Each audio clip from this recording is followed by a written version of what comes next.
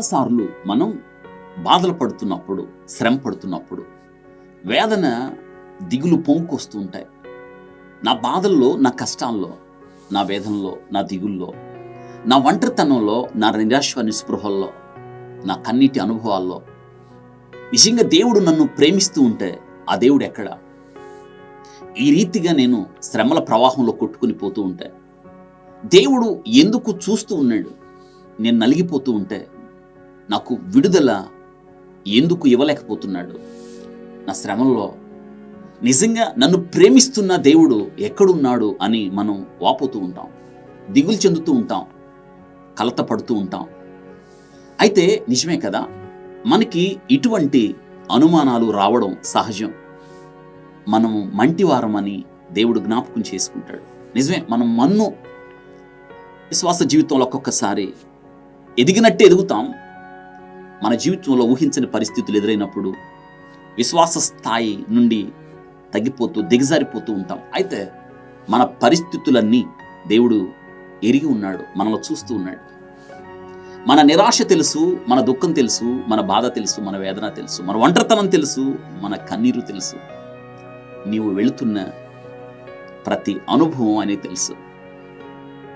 ఆయన ఎరిగి ఉండడం మాత్రమే కాదు, కానీ ఆయన ఆ పరిస్థితుల గుండా వెళ్ళాడు. ఈరోజు నీవు నేను అనుభవిస్తున్న ప్రతి ప్రతికూల పరిస్థితి 2000 సంవత్సరాల క్రితం యేసు క్రీస్తు ప్రభువారు ఆ పరిస్థితి గుండా వెళ్ళాడు. ఆయనకి కొత్త కాదు. హెబ్రీ గ్రంథకర్త రాస్తున్నాడు, మన ప్రధాన యాజకుడు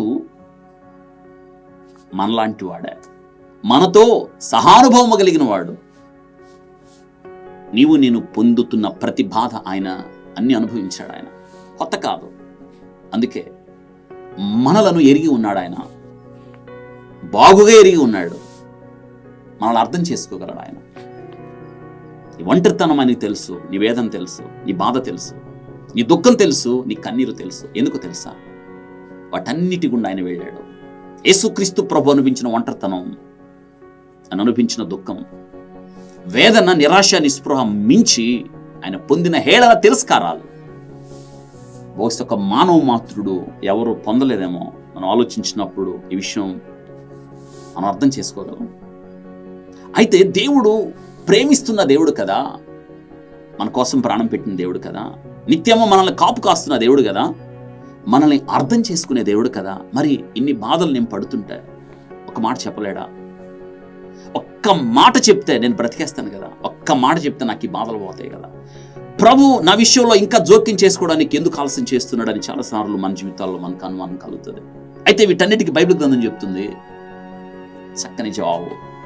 తన వలె నువ్వు మారాలని, క్రీస్తు సారూప్యంలోకి మార్చబడాలని దేవుడు ఇష్టపడుతున్నాడు. నాకే ఎందుకు ఈ కష్టం అంటున్నావు? అవును, నీకే వచ్చింది. ఎందుకంటే నువ్వు క్రీస్తు వలె మారాలి, క్రీస్తు పోలికలు నీలో కనిపించాలి. ఇది దేవుని ఉద్దేశం. అందుకే తన పోలికలో నువ్వు మార్చబడే వరకు కూడా నీ మీదకి ఆయన అనుమతిస్తాడు. అయితే గుర్తుపెట్టుకోండి, నిన్నెప్పుడు దాటి వెళ్ళడు ఆయన. నిన్ను ఒంటరిగా విడిచిపెట్టలేదు. ఈ సత్యాన్ని తెలుసుకో. ఈ మాటలు మనకు ధైర్యాన్ని ఇవ్వాలని దేవుడు మనతో మాట్లాడుతున్నాడు. ఆయన నిన్ను దాటి వెళ్లే దేవుడు కాదు, నిన్ను అర్థం చేసుకోకుండా ఉండేవాడు కాదు. రక్షింపనేరక ఉండునట్లు ఆయన హస్తం కూర్చ కాలేదు, విననేరక ఉండునట్లు ఆయన చెవులు ఎప్పుడు మందం కాలేదు. దేవుని రూపం, క్రీస్తు రూపం, ఆయన సారూప్యములోనికి నీవు నేను మార్చబడాలి. అందుకే నీ మీదికి ఆ పరిస్థితులు అనుమతించాడు ఆయన. కంసాలి ఆ బంగారాన్ని శుద్ధి చేసే ఆ క్రమంలో బంగారాన్ని కాల్చి సుత్తితో కొడుతూ ఉంటాడు. మళ్ళీ కాలుస్తాడు, మళ్ళీ కొడతాడు, మళ్ళీ కాలుస్తాడు, మళ్ళీ కొడతాడు. ఎప్పటిదాకా? మీరు గమనించారా? కాలుస్తాడు, కొడతాడు, తన ముఖానికి దగ్గరగా దాన్ని చూస్తూ ఉంటాడు. మళ్ళీ కాలుస్తాడు, మళ్ళీ కొడతాడు సుత్తితో.